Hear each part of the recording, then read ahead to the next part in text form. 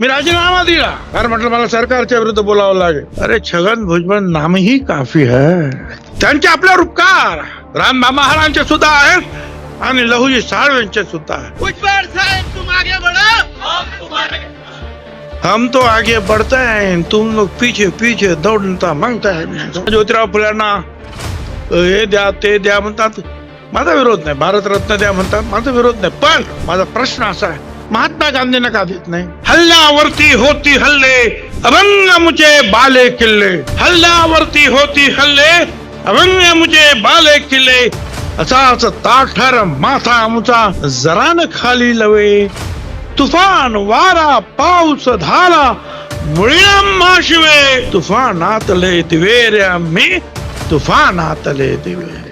Chhatrapati Shivray, Mahatma Jyotirao Phule, Shahu Maharaj, doctor Babasaheb Ambedkar, Savitribai Phule, Ahilyabai Holkar, Annabhau Sathe, अनेक आमचे जे आहेत, आमचे देव आहेत. देव. आता मग असं काय म्हटलं काय लोकांना राग येतो. होय, हेच आमचे देव आहेत बाबांनो, ज्यांनी छत्रपतींनी तुम्हाला अन्यायापासून वाचवलं. महात्मा ज्योतिराव फुलांपासून अण्णाभाऊ साठे आणि भाऊराव पाटलांपर्यंत सगळ्यांनी तुम्हाला शिकवण्याचं काम केलं. हेच आपले देव आहेत. त्या सगळ्यांना वंदन करून इथे उपस्थित असलेले बापू भुजबळ, ईश्वर बालभोते, बाळासाहेब कर्डक, सुभाष राऊत, सत्संग मुंडे, कल्याणराव दळे, मुकुंद सपकाळ, दशरथ महाजन, देवदास महाजन, विजय महाजन, गुलाब वाघ, मुकुंद सोनटके, शंकरराव लिंगे, अनिल निकम, अनिल महाजन, उद्धव माळी, वसंत पाटील, सतीश महाजन, शालिग्राम माळकर, कृष्णा माळी, माझ्या सर्व बांधवांनो, भगिनी आणि मातांनो, काही दिवसापूर्वी सगळी मंडळी माझ्याकडे आले आणि म्हणाले की आम्हाला मेळावा घ्यायचा आहे. मी त्यांना सांगितलं ऊन खूप आहे बुवा, त्यामुळे आम्ही आणू. ठीक आहे. आणि त्यासाठी जे बाळासाहेब कर्डक, वसंत पाटील, सतीश महाजन, शालिग्राम माळकर, कृष्णा माळी अशा अनेकांनी जे आहेत प्रयत्न केले, सगळ्यांचे नाव मी सांगत नाही, आणि जागृती करण्याचा प्रयत्न केला. एक तुम्हाला सांगू इच्छितो की महात्मा ज्योतिराव फुले, महात्मा फुले समता परिषद ही माळी समाजाची फक्त नाही, मगाशी सांगितल्याप्रमाणे ती ओबीसी, भटक्या विमुक्त, अलुतेदार, बलुतेदार सगळ्यांच्या, अगदी ज्यांचं नाव वारंवार आपण घेतलं ते बाळासाहेब कर्डक, हे दलित समाजाचे नेते आहेत, बौद्ध आहेत. हे ईश्वर बालबुद्धे तेली समाजाचे आहेत. हे मुंडे आपल्या समोर बोलले, वंजारी समाजच्या, असे अनेक आहेत. काल सगळा कदाचित सगळे इथे आले, पण वेगवेगळे आहेत. मुस्लिम सुद्धा आहेत. आता एक आहे माळी समाज जरा जास्त आहे, किंबहुना ओबीसी समाजामध्ये माळी समाज हा संपूर्ण महाराष्ट्राभर नव्हे देशभर आपल्याला सापडतो. नावं वेगवेगळे असतात. कुठे कुशवा त्याला म्हणते, कुठे सैनी म्हणतील, कुठे मल्हार म्हणतील, कुठे मौर्य म्हणतील. मोठा समाज आहे. पण मगाशी आपण सांगितलं की बाबासाहेब आंबेडकरांनी सांगितलं की हा समाज जो आहे हा मोठा हत्ती आहे, किंवा नाही हत्ती आहे, पण तो जो बसलाय तो लवकर उठायला तयार नाही. आता किती काय करायचं. मी तर शिवसेना सोडली 1990 मध्ये, तेव्हापासून ओबीसी ओबीसी मंडल आयोग सगळे दगड खाली, सगळं सगळं सगळं झालं. तुम्हाला माहिती आहे, हल्ले झाले घरावर, सगळं काय सोचत आहे. आणि सामाजिक काम हातात घेऊन तो काम करतो, त्याला मग खूप त्रास सहन करावाच लागतो. तो समाजात त्रास सहन करावा लागतो, तो राजकारणात सहन करावा लागतो. अनेक ठिकाणी जे आहेत त्याला ठेचा लागतात सामाजिक काम करणाऱ्या कार्यकर्त्याला. आणि जो म्हणतो नाही नाही मी सगळे सगळे समाज आमचे आहेत, अमुक आहे तमुक आहे, ठीक आहे, त्याचं बरोबर चालतं. पण मी जेव्हा पाहिलं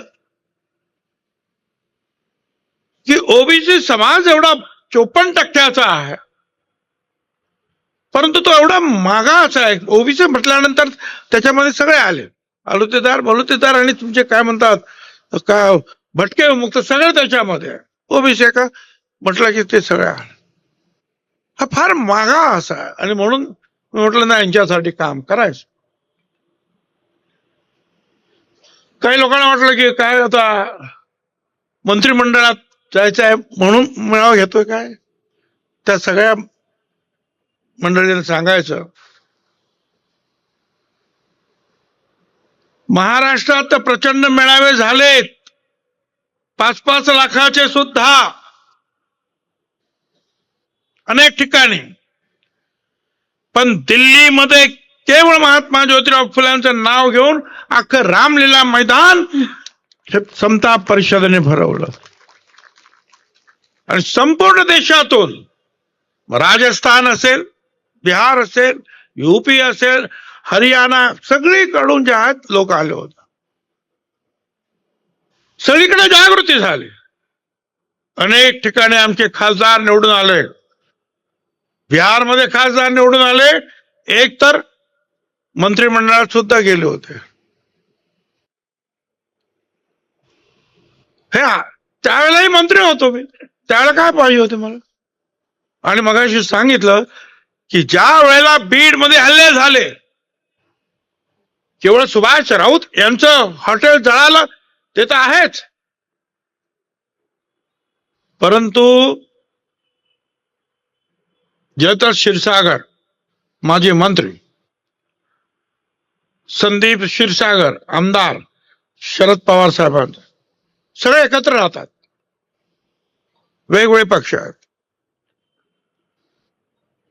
त्यांच्या समोरच्या सगळ्या गाड्या पेटवल्या. जयदत्त क्षीरसागर यांची आई ही 2 का 3 वेळा खासदार होत्या, काकू म्हणायचे त्यांना. त्यामुळे मोठा वाडा आणि मोठी भिंत 10 फुटाची.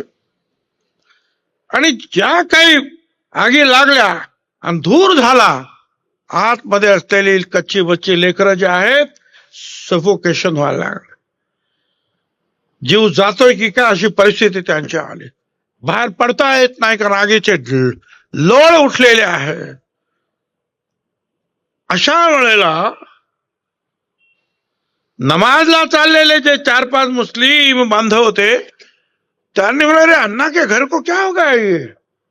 आणि त्यांनी फोन केला, कोणी भेटे ना, पण त्यांचाच एक जो आहे घरातला म्हणून जो Yogesh Kshirsagar, post graduate doctor, त्यांची बायको पण post graduate doctor.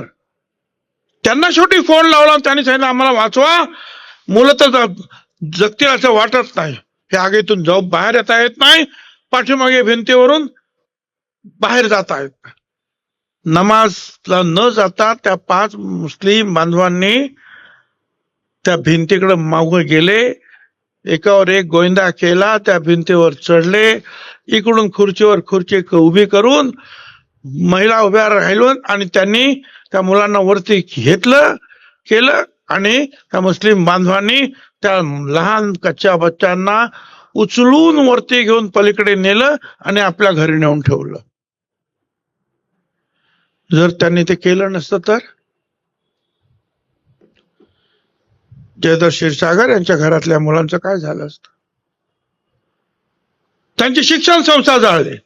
Sandeep Kshirsagar Sharad पवारांचं ऑफिस 2 माळ्याचं का 3 माळ्याचं मी स्वतः पाहिलं, पूर्ण जाळलं.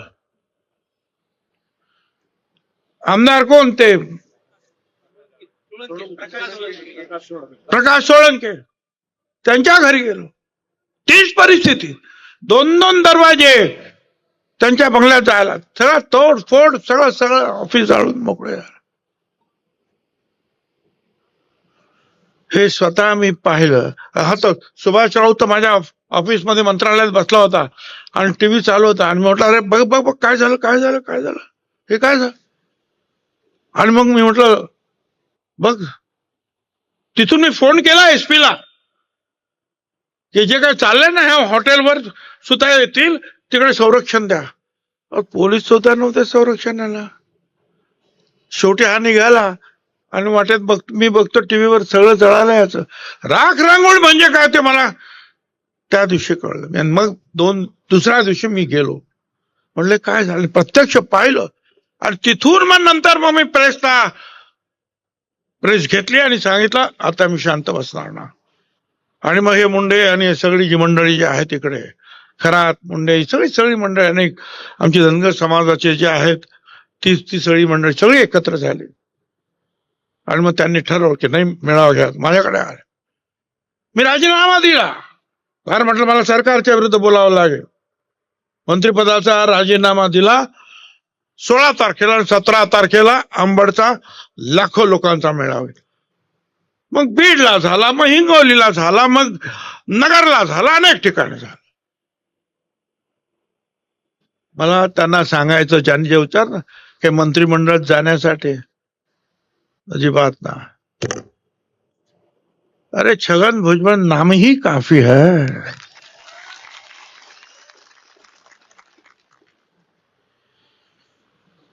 असो माहिती जी आहेत आपल्याला मिळायची पाहिजे काय चाललंय हे समजलं पाहिजे म्हणून मी इथे आलोय. ओबीसी घटकांची लढाई आरक्षणाची लढाई संपलेली नाही. महाराष्ट्राला देशभरामध्ये पुरोगामी म्हटलं जातं. महात्मा ज्योतिराव फुलांपासून सावित्रीबाई फुले शाहू महाराज आंबेडकरांपर्यंत आणि पुढे सगळे जे आमचे राहिल्याबाई सगळ्यांची नाव परत घेत नाही.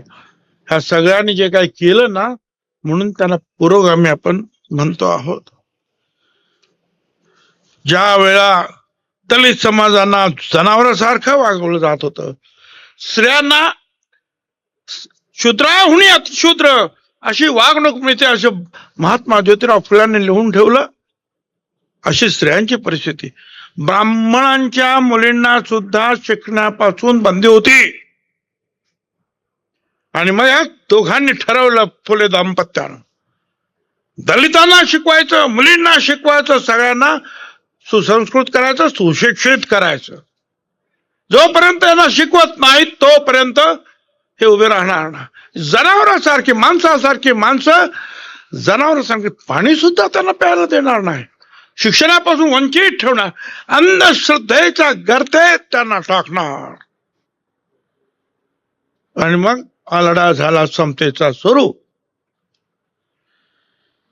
आपल्याला सगळ्यांना ती कल्पना आहे. 1848 भिडे यांच्या आवाड्यामध्ये मुलींची शाळा सुरू केली. सावित्रीबाई फुले यांना स्वतः त्यांनी शिकवलं. सावित्रीबाई फुल्यांनी पहिली शिक्षिका झाली मुख्याध्यापिका सुद्धा झाली. पहिल्या वर्गात पहिल्या दिवशी 6 मुली आल्या. 6च्या 6 ब्राह्मण समाजाच्या होत्या. हळूहळू वाढलं आणि त्यावेळेला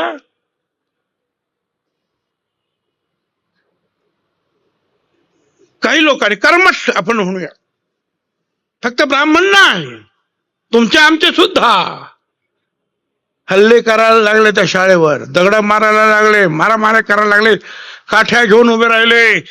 त्यावेळेला लहुजी वस्ताद साळवे आणि रानबा महार हे दोघे तालमीतले गडे घेऊन आणि लाठ्या घेऊन उभे राहिले. म्हणजे कोण यांना दगड मारताना शाळा बंद करतं आम्ही पाहतो. माणसं कदाचित अशिक्षित होती पण सुसंस्कृत होती. त्यांना कळत होतं की महात्मा ज्योतिराव फुले काय करताय. सावित्रीबाई फुले काय त्यांचे आपल्यावर उपकार रामबा महाराजांचे सुद्धा आहेत आणि लहुजी साळवेंचे सुद्धा आहेत. अतिशय मला मातंग समान लहुजी साळवे. पण एवढंच नाही केवळ ब्राह्मणांना सुद्धा दोष देऊन कसं चालेल. भिड्यांच्या वाड्यामध्ये शाळा सुरू झाली तो भिडे ब्राह्मण ना. आणि या चळवळीला तात्यासाहेब भिडे, अण्णासाहेब चिपळूणकर, सदाशिवराव गोवंडे, मोरो विठ्ठल वाळवेकर, भवाळकर, परांजपे या सगळ्यांनी महात्मा ज्योतिराव फुल्यांना मदत केली. ब्राह्मण होते. विरोध करणारे सुद्धा कर्मठ ब्राह्मण होते. आमचे लोक सुद्धा होते. त्यामुळे सुसंस्कृत आणि सुशिक्षित, मी तुम्हाला स्पष्ट सांगतो, सगळे सुशिक्षित हे सुसंस्कृत नसतात. शिकला, खूप शिकला म्हणून तो काही सुसंस्कृत होता.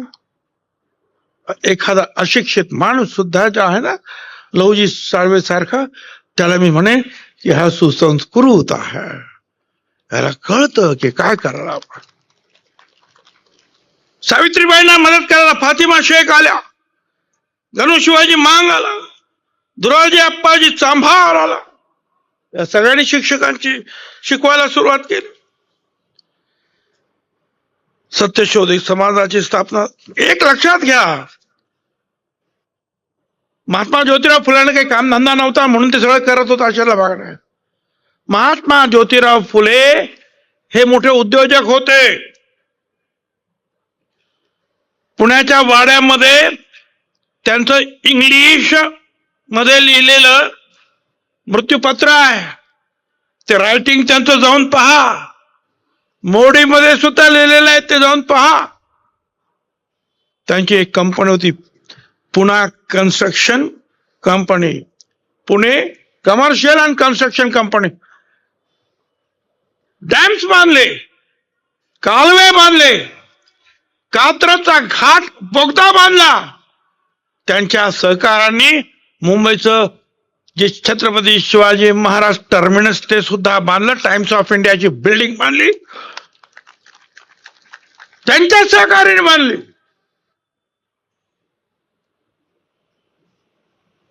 आणि एक वर्ष असं होतं, महात्मा ज्योतिराव फुल्यांच्या कंपनीचं बॅलन्स शीट ही टाटाच्या बॅलन्स शीट पेक्षा मोठी होती. पण हा सगळा पैसा जो आहे, हा सगळा पैसा त्यांनी समाजासाठी खर्च केला. सगळा पैसा.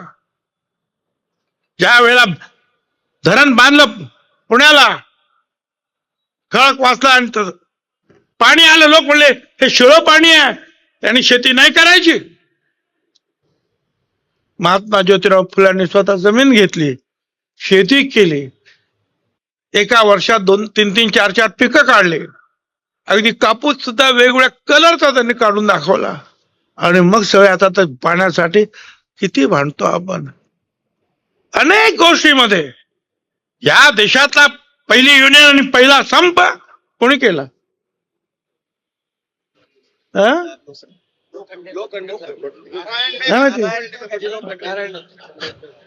नारायण मेघाले, लोखंडे. रविवारची सुट्टी त्यांच्यामुळे आपल्याला भेटली.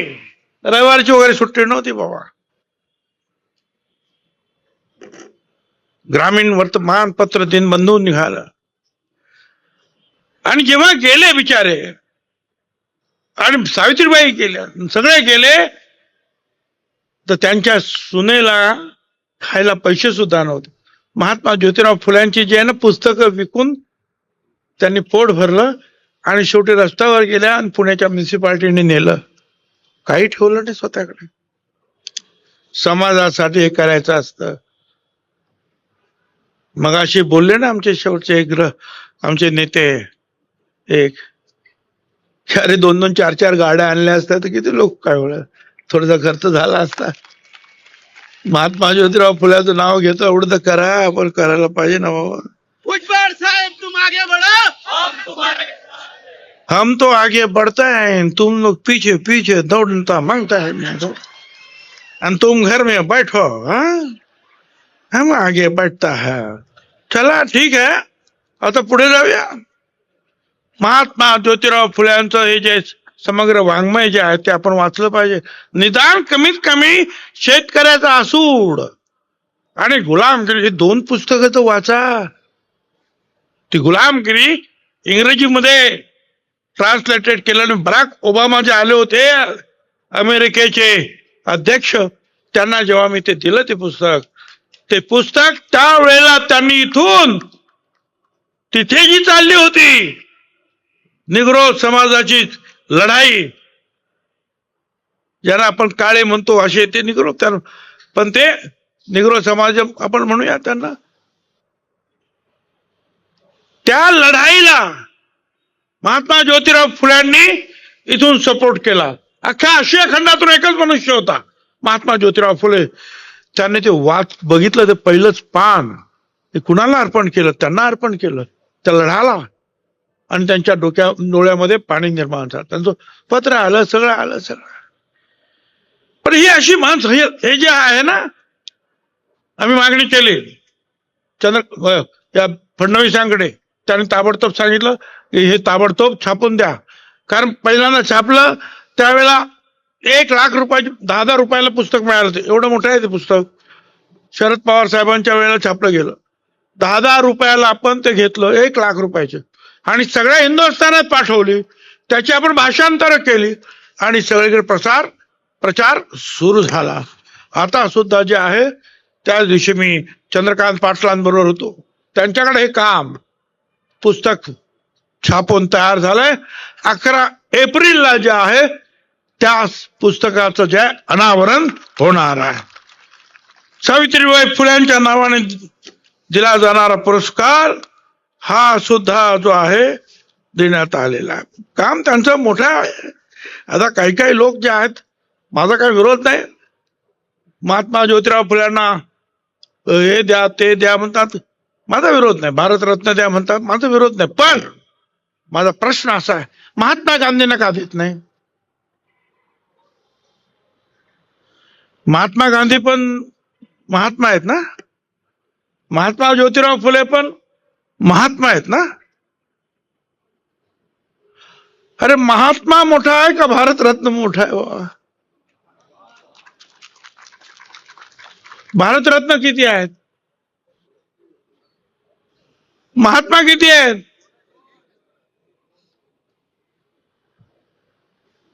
एक लक्षात ठेवा. म्हणजे दिला मला आनंद आहे, पण महात्मा ज्योतिराव, महात्मा हेच शब्द, क्रांती ज्योती हेच शब्द जे आम्हाला प्राणप्रिय आहे. बाबासाहेब आंबेडकरांना तर भारतरत्न सुद्धा कमी पडते, ते विश्वरत्न आहे. कारण त्यांनी लिहिलेलं संविधान जे आहे, आज जगामध्ये त्याचा अभ्यास होतो, PhD केली जाते.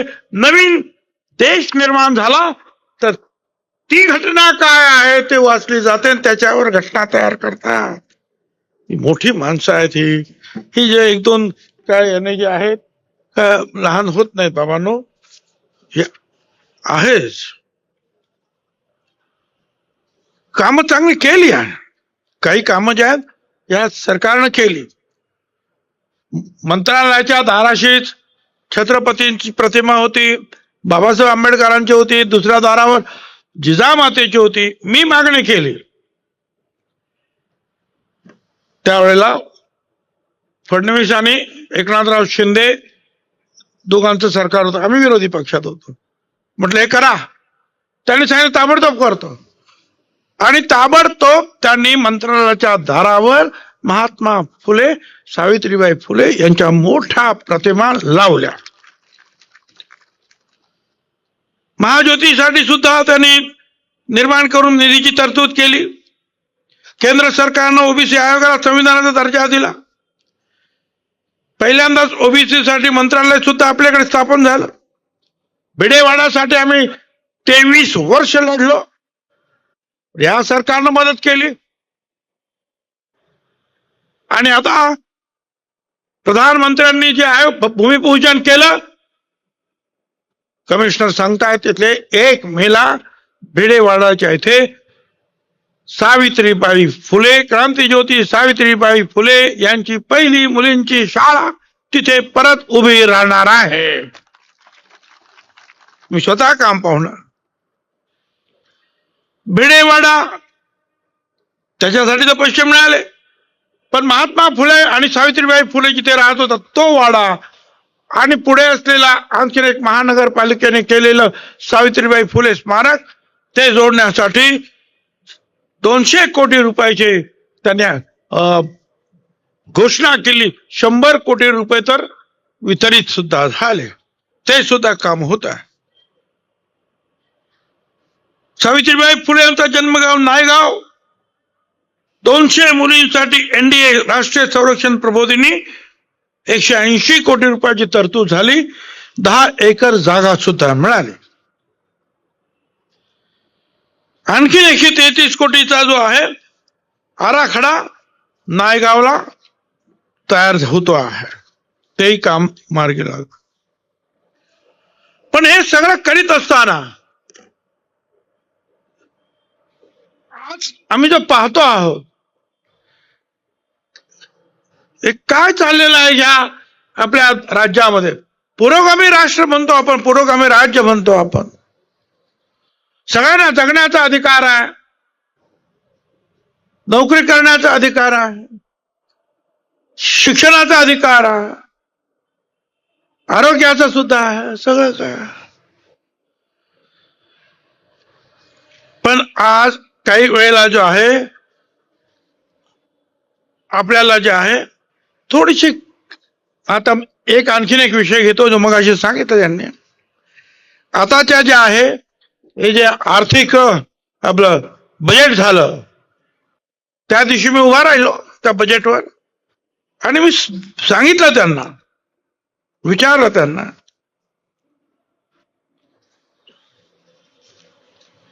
की हे सगळं करीत असताना जे आहे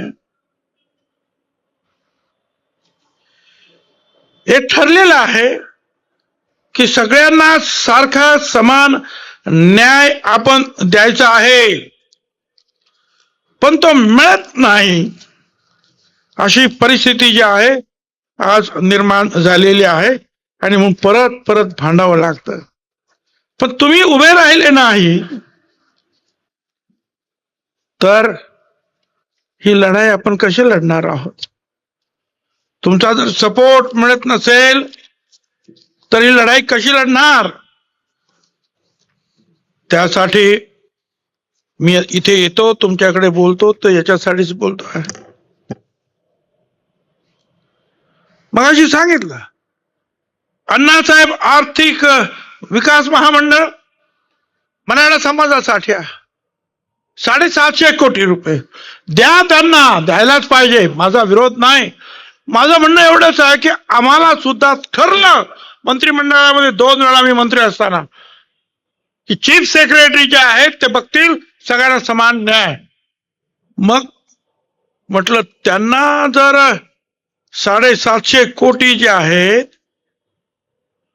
तो ओबीसी महामंडळाला 5 कोटी कसे काय.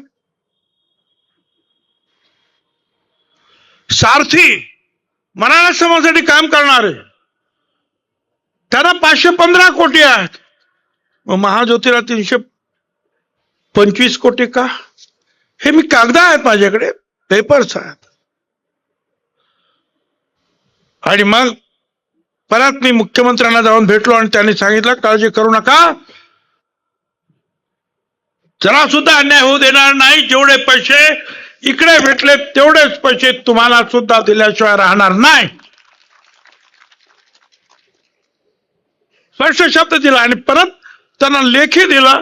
त्यांनी ऑर्डर सुद्धा दिली की सगळे जे आहेत अजितदादांबरोबर आणखीन काय त्यांचे जे बजेट करणारे जे काही सेक्रेटरी लोक, एफडी फायनान्स, सगळ्यांची मिटिंग होत आहेत. पण हे होतं त्याच्यासाठी जागरूक राहायला पाहिजे, बोलायला पाहिजे. पण लोक घाबरतात. आमदारांना वाटतं की बोललं पाहिजे, परंतु लोक घाबरतात याच्यासाठी की त्यांना परत निवडणुकीला जायचं आहे. ते त्यांना असं वाटतं की तिथे आम्हाला परत दुसरा समाज, मोठा समाज जो त्रास देईल, आम्हाला पाडील, म्हणून ते गप्प बसतायत. कारण माझ्या बाबतीमध्ये तो प्रयोग झाला. मग सांगितलं महाराष्ट्रात कुठेच नाही गेले ते सदग्रस्त जालन्याचे यांचे सोकॉल्ड लीडर, फक्त येवल्यात येऊन बसले आणि छगन भुजबळला पाडा, छगन भुजबळला पाडा. कशाला पाडा? पण लोक सुद्धा तिथले एवढे हुशार एवल्याचे, ठीक आहे मताधिक्य कमी झालं पण 25-30 हजाराचा लीड शेवटी दिला आणि मला निवडून दिलं. पण सगळीकडे हे होत नाही म्हणून घाबरतात, बोलत नाही याचं कारण ते आहे. पण बाहेर तर बोला, निदान तुमच्या लीडरला तरी सांगा गपचूप की असं करू नका. नाही पेक्षा ज्या एक दिवशी जे आहे ना, हा समाज इतना एवढा जागृत होईल, एवढा जागृत होईल की अन्याय करणाऱ्या सर्व पक्षांपासून तो दुरावा केल्याशिवाय राहणार नाही. माझी खात्री आहे ती वेळ येणार नाही, याच्यासाठी प्रयत्न करायला लागते. सुप्रीम कोर्टामध्ये सुद्धा आपण भांडतो. आता आणखीन एक निकाल, सगळ्या ग्रामपंचायतीच्या ज्या काहीतरी आता एक आदेश की त्याच्यामध्ये आपल्या ओबीसीच्या जागा कमी होत आहेत. तुम्ही लोकांनी जे आहेत आणि ही सगळी मंडळी यांनी लक्ष द्यायला पाहिजे. ज्या वेळेला मागच्या वेळेला ते बाठिया कमिशनची जे आहे गणती सुरू होती त्यावेळेला तुम्ही आणि हे सगळे झोपले. अनेक ठिकाणी शून्य ओबीसी म्हणून लिहिलं गेलं, शून्य ओबीसी. मी जेव्हा वाचलं सिन्नरच्या 4 गावामध्ये शून्य ओबीसी, मी हेच जे आहेत ना कर्डक त्यांना आणि 10 लोकांना पाठवलं त्या बघून या. एका गावामध्ये शून्य ओबीसी. अरे तिथे ग्रामपंचायतीचा काय म्हणतात सरपंच तोच ओबीसी, शून्य ओबीसी.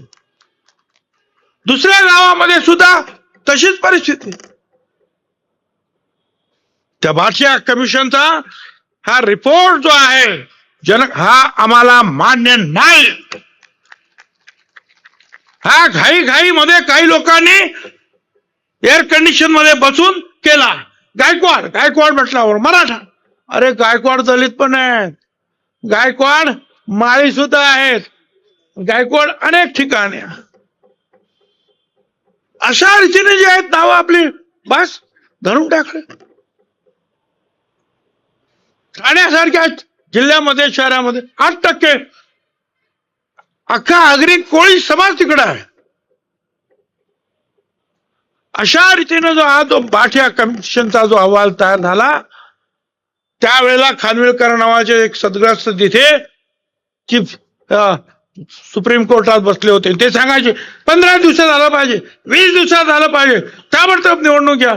घेतल्या ना काही निवडणुका, 92 ठिकाणी निवडणुका झाल्या, शून्य ओबीसी. काय करायचं आम्हाला समजेना.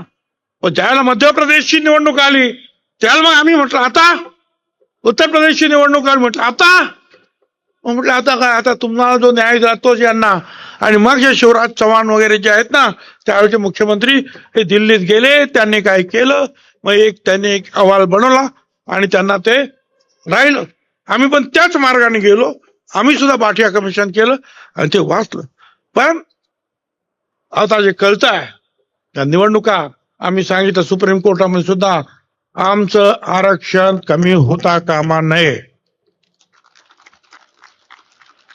कोणाला काय द्यायचं तेवढं द्या, आमचं आरक्षण कमी होता कामा नये.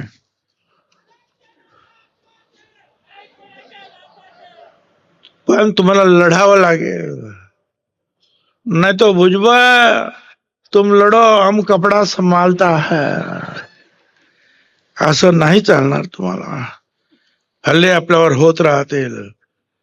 आमचे नाशिकचे जे आहेत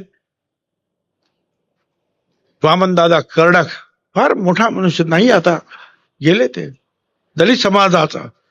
त्याने जे लिहून ठेवलं तुम्हाला सांगतो, हल्ल्यावरती होती हल्ले अभंग मुझे बाले किल्ले, हल्ल्यावरती होती हल्ले अभंग मुझे बाले किल्ले, असाच ताठर माथा आमचा जरा न खाली लवे, तुफान वारा पाऊस धारा मुळीना माशिवे, तुफानातले दिवे मी तुफानातले दिवे.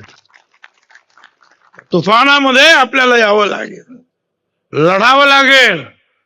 जो आपला मान सन्मान देईल त्याला आपण मान सन्मान देऊ.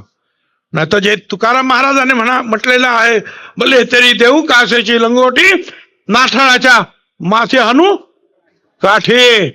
त्याप्रमाणे इज्जत और लाठी दोनों तैयार रखना, जो जिसके लायक है वो उसको दे देना।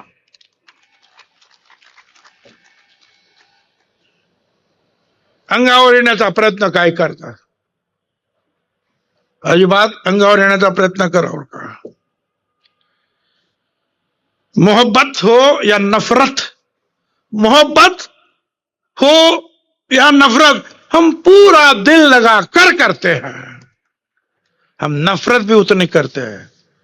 त्यामुळे आमच्या वाटेला जाऊन अलीकडे जे आहे काय काय प्रचार चालला, छत्रपतींचं नाव घेतात। छत्रपती काय एका समाजाचे नव्हते, छत्रपतीच्या सैन्याला मावळ्यांचं सैन्य म्हणायचे। हे मावळे म्हणजे हे सगळे बसलेले, हे मावळे आहेत। मुस्लिम, किती मुस्लिम होते, कितीतरी मुस्लिम, लाखो मुस्लिमांचं सैन्य सुद्धा होतं। सिद्दी अंबर वहाब, नूरखान बेग शिवरायाच्या सैन्यात सरनोबत, सिद्दी इब्राहिम छत्रपतीचे अंगरक्षक बॉडीगार्ड, सिद्दी हिलाल छत्रपतीच्या घोडदलांचा सेनापती, मदारी मेहतर आग्र्याहून सुटका झाली त्यावेळेला महाराजांचं सोंग घेऊन तिथे झोपलेला मदारी मेहतर, काझी हैदर शिवरायांचा वकील। लक्षात घ्या, अफजल खानाला भेटायला ज्यावेळेला छत्रपती गेले, अफजल खानाचा वकील होता काय काय नाव, कृष्णाजी भास्कर कुलकर्णी, औरंगजेबाचा, आणि महाराजांचा वकील काझी हैदर महाराजांचा। आणि महाराजांना जे वाघ नख बनवून दिलं त्याचं नाव रुस्तमे जमा, मुसलमान होता। पण आम्ही दौलत खान, दर्या सारंग, इब्राहिम खान, सिद्दी मिस, किती नावं सांगायची। 12 बलुतेदार हे सुद्धा शिवरायांच्या बरोबर काम करते। बहिर्जी नाईक, आताच इंटेलिजन्स फेल होते राव, दंगे होतात काय इंटेलिजन्स फेल, पण बहिर्जी नाईकाचं इंटेलिजन्स कधी फेल झालं नाही। रामोशी समाजाचा, सदोमा माळी समाजाचा, बोट छाटली शाहिस्ते खानाची तिथपर्यंत महाराजांना घेऊन जाणार। संभाजी करवर धनगर, नेमाजी शिंदे धनगर, येसाजी गायकवाड माळी, शिवा काशी न्हावी होता। जीवा म्हणून वाचला माझा शिवा, जीवा महाला न्हावी, येसाजी कंक कोळी, लाजी पाटील कोळी, कान्होजी आंग्रे कोळी, बाजी प्रभू देशपांडे कास्ट ब्राह्मण, रायप्पा महार, सिद्धप्पा महार, अरे सगळीच तर माणसं होते। महाराजांचं स्वराज्य स्थापन करण्यासाठी सगळ्यांनीच आपलं बलिदान दिलं। पण आज महाराष्ट्रामध्ये एक वेगळी परिस्थिती निर्माण होते। यंत्राचा, तंत्राचा, मंत्राचा हा महाराष्ट्र आपण म्हणतो। अलीकडच्या घटना काय झाल्या त्या पहा।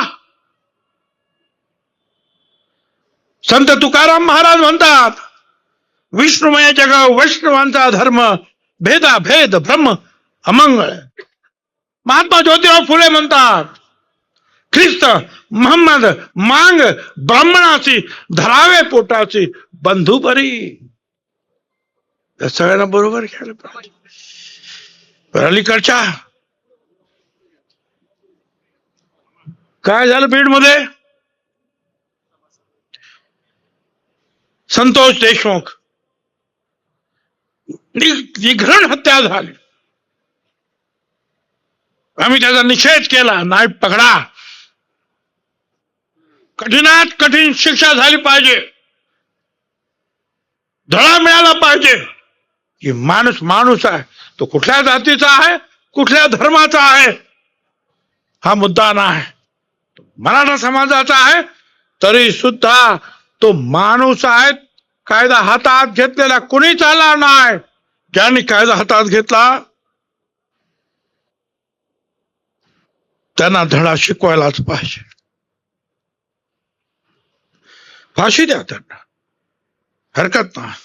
पण हा न्याय जो आहे हा सगळ्यांना समान न्याय मिळाला पाहिजे. एका ठिकाणी एक आणि दुसऱ्या ठिकाणी दुसरा असं कसं होईल?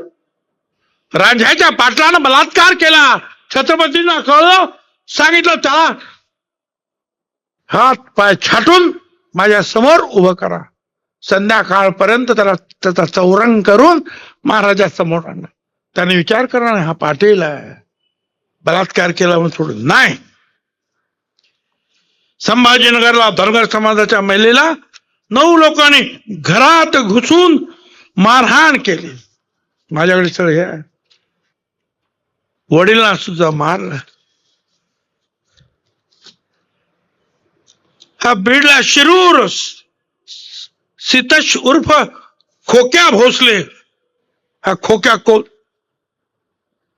याने दीपक ढाकणे आणि महेश ढाकणे पिता पुत्र तोंडातून रक्त येईपर्यंत बॅटने जबर मारहाण केली. गाड्या त्यांचे जे व्हिडिओ आले एवढे एवढे नोटाचे असे त्या काचेजवळ जे आहे डॅशबोर्डवर फेकतोय पैसा. अरे काय लहान समाजाच्या माणसाला जीव नाही का रे? संभाजीनगरमध्ये एका महिलेवर कटर असतो ना, कटर अख्खा अंग इकडून तिकडून तिकडून इकडून इकडून तिकडून चिरून काढलं.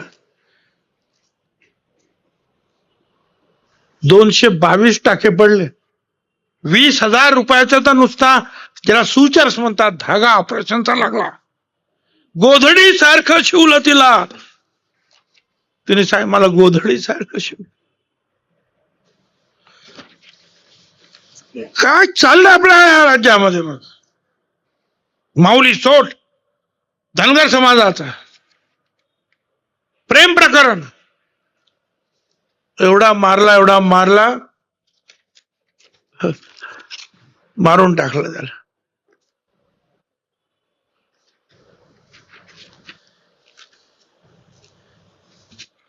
परभणीतल्या दलित समाजाचा बाबासाहेब आंबेडकरांच्या पुतळ्यासमोर जे काही संविधान तिथे तयार करून ठेवलं होतं त्याचा कोणीतरी त्याला धक्का लावला, नासधूस केली, मोर्चा निघाला आणि हा सोमनाथ सूर्यवंशीला अटक झाली. डबल ग्रॅज्युएट, त्याचा आता वकिली पूर्ण होणार होती, त्याला अरेस्ट केलं. मी त्याच्या घरी गेलो होतो. नाही म्हणे तो हार्ट अटॅकने मेला. परवाच्या दिवशी रिपोर्ट आला न्याय दंडाधिकारीचा, पोलिसांच्या मारहाणीमध्ये त्याचा मृत्यू. का? दलित समाजाचा होता. एक सदग्रस्त म्हणतात जाऊ द्या, सोडून द्या, माणुसकीच्या दृष्टीने जे त्या देशमुखांसाठी लढले त्यांचं म्हणणं त्यांना सोडून द्या, जाऊ द्या. का दलित समाजाचा होतं म्हणून सोडून द्यायचा का रे बाबा? काय त्याच्या आईला भेटलो, किती गरीब लोक रे. दुसरी आणखीन केस, कैलास बोराडे धनगर समाजाचा तरुण महाशिवरात्रीच्या दिवशी शंकरांच्या मंदिरामध्ये गेला. आता धनगर समाज म्हटल्यानंतर आपल्याला माहिती आहे की देवी अहिल्याबाई होळकर, आणि देवी अहिल्याबाई होळकर म्हटलं की हातामध्ये शंकराची पिंड. ह्या देशातले घाट मंदिरं सगळे त्यांनी केले. त्या समाजाचा हा मनुष्य तो मंदिरात गेला म्हणून त्याला मारलं आणि नंतर कोळशाचा मोठे भट्टी कोळशाची पेटवले. तर छावा सिनेमामध्ये पाहिलं असेल तसे. आणि त्याच्यावर साड्या ठेवल्या, त्या तापवल्या आणि त्याचं अख्खं अंग भाजून काढलं आणि एक लाल सळी तापलेली त्याच्या गुप्तांगामध्ये घुसवली. धनगर समाजाचा होता म्हणून धनगर समाजाच्या माणसाने मंदिरात नाही जायचं? हे काय चाललंय? मला काही कळत नाही की आपण कुठे चाललो. आणि बरं हे सगळं करून त्याचे व्हिडिओ केले जातात आणि सगळीकडे देतात. बघा आम्ही कसं मारतोय. हा महाराष्ट्र असा कधी नव्हता. संत ज्ञानेश्वराचा महाराष्ट्र, संत मुक्ताबाईचा आपल्या तिथल्या साने गुरुजींचा महाराष्ट्र, महाराष्ट्र बहिणाबाईंचा महाराष्ट्र. अरे किती सुसंस्कृत महाराष्ट्र हा. अवघे विश्वची माझे घर म्हणाला ते म्हणणारे ज्ञानेश्वर महाराज. हा क्रूरपणा आला कुठून? तुम्हाला आम्हाला सावध राहावं लागेल.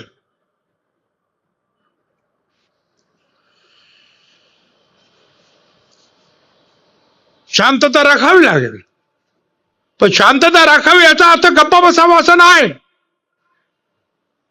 जाऊ द्या, हा दलित समाजाचा आहे मारतोय ना मारू द्या. हा काय धनगर समाज मारतोय ना मारू. हा काय आणखीन काहीतरी न्हावी समाजाचा आहे मारतोय मारू. अरे कोणी पण असेल काय, सगळ्यांनी जाऊन तिथे धडकलं पाहिजे, बोललं पाहिजे, आवाज उठवलं पाहिजे. तुम्ही उठवलं पाहिजे आणि तुमच्या अगोदर या मागच्या लोकांनी उठवलं पाहिजे. कुठल्याही समाजाचा असेल तो, लहान समाजाचा असता म्हणून काय सांगा. माझं तर मी तर लढणार आहे. तुमची ताकद ही माझी ताकद आहे. ये मेरे लोग हैं, मेरी सियासत की जान है. इनके ही हौसलों से बुलंद मेरी उड़ान है. हर शख्स हर साथ इनका कर्ज है मुझ पर. ये मेरे लोग हैं, मेरी ताकत है, मेरी पहचान यही लोग है भाई. तुम्ही मला साथ द्यायला पाहिजे. तुम्ही साथ द्यायला पाहिजे. असं नाही की बाबा नाही आम्ही घरी बसू. कुठे असलं तरी जा. निदान जाहीर सभा मोठ्या झाल्या तर समोरचं सरकार, राजकीय पक्ष नवी किती डोकी जमली याला घाबरतात. थोडं लक्षात ठेवा. आम्ही सुद्धा घरदार सोडून येतोच ना रे. माझ्या बरोबरचे अनेक सहकारी येतातच ना. त्यांना पण त्रास आहे ना. एक दिवस त्रास घ्यायला काय, आपण लढलं पाहिजे. लोक काय म्हणतात काय भुजबळ काय भुजबळ. त्या मला सगळ्यांना सांगायचं बाबा मुझे मत देखो हजारों में, मुझे मत देखो हजारों. कहते ना भुजबळाने अरे नाही रे, मुझे मत देखो हजारों में, हम बिका नहीं करते बाजारों में. हम बिका नहीं, हम लड़ेंगे आखिरी दम तक लड़ेंगे. आणि जिथे जिथे अन्याय आहे, ओबीसी आलुतेदार बलुतेदार तुमचे भटका विमुक्त, त्या ठिकाणी सरकारच्या विरुद्ध सुद्धा लढायला तुम्हाला उभं राहावं लागेल. रस्त्यात जळगाव पासून कुठेही महिला अन्याय उभा होत असेल, सगळ्यांनी एकत्र होऊन लढावं लागेल. महाराष्ट्र जो आहे छत्रपतींचा हा एकत्रित ठेवावा लागेल. दुसऱ्या राज्यामध्ये इथल्या प्रत्येकाला मराठा म्हणतात, मराठा म्हणतात. आपल्याला सगळं का तर जो महाराष्ट्रात राहतो तो मराठा म्हण.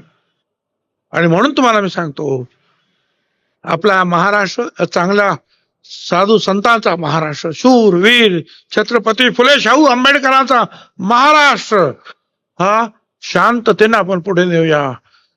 उद्योगधंदे उभे करूया, बेकार हातांना काम देऊया, गरिबांच्या हातात 2 पैसे मिळतील यासाठी प्रयत्न करूया. हा महाराष्ट्र मोठा करूया.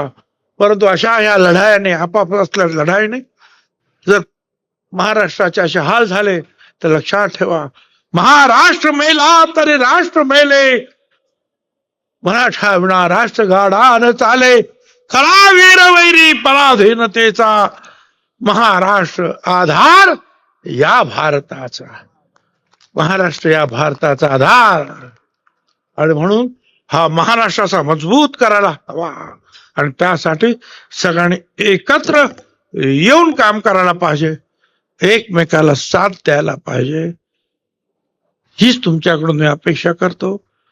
धन्यवाद. जय हिंद, जय महाराष्ट्र, जय ज्योती, जय क्रांती.